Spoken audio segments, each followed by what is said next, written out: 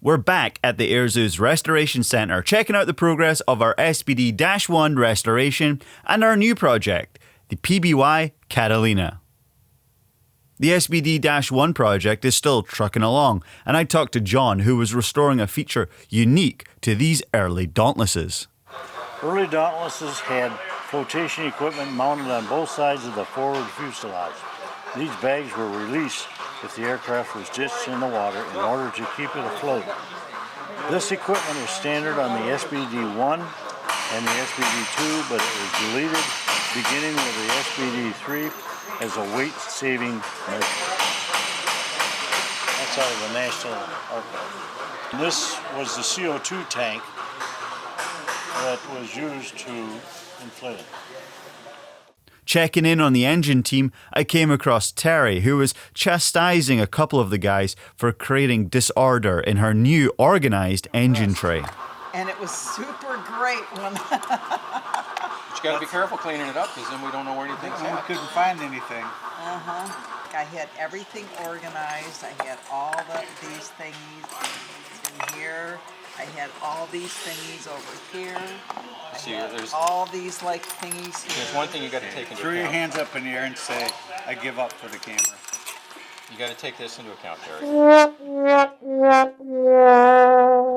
The engine's almost ready to be mounted to the front of the fuselage, but before installation, the team is waiting for components on the firewall to be installed and for the fuselage to receive its paint. Our volunteer Fred has been in and out of the SBD, getting ready to install a small panel within the cockpit.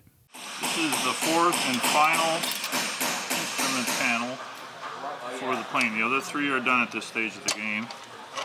And this mounts on top of an electrical panel. And we've been doing some test fitting. And in order to attach this, I've made up a bracket. And that's this one right here. This will attach to the electrical panel, and that screw that I just put through here will attach to this Lord mount, and that'll give it the stability to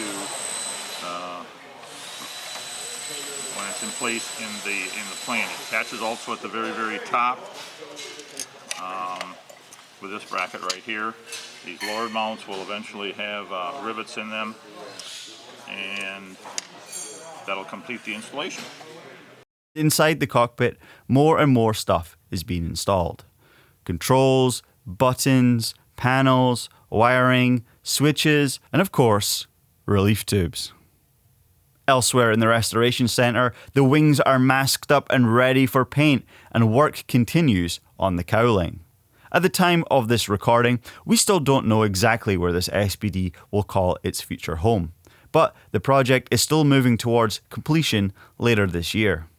And with the SBD-1 on the finishing straight, a small team has begun work on our biggest project yet, the PBY Catalina, that we're restoring on behalf of our friends at the Pearl Harbor Aviation Museum. Currently, the PBY's massive fuselage is too big for our restoration centre, but the team has moved the PBY's engines and stabiliser into one of its bays. I joined the team as they were removing the elevators and assessing the conditions of the internal mechanisms. Ready? Here's the unveiling. Whoa. There's a little chain and sprocket that runs that trim. Isn't that amazing? Oh, it looks like a bird nest. Oh yeah? Why not? Oh yeah. Looky here. Souvenirs from Florida. From the tropics. With the bird's nest cleaned up, the team disconnected the trim controls before removing the two large elevators. That's pretty. Okay. You're still. I'm not sure we can do that. Just so we can push it this way. Get some going back. Now we're going 180. And that wraps up our time here at the Air Zoo's Restoration Centre. Make sure you subscribe and follow to learn even more about our SBD-1 and PBY restorations. And don't forget, you can visit our restoration centre during your visit to the Air Zoo. You can plan your visit today at airzoo.org.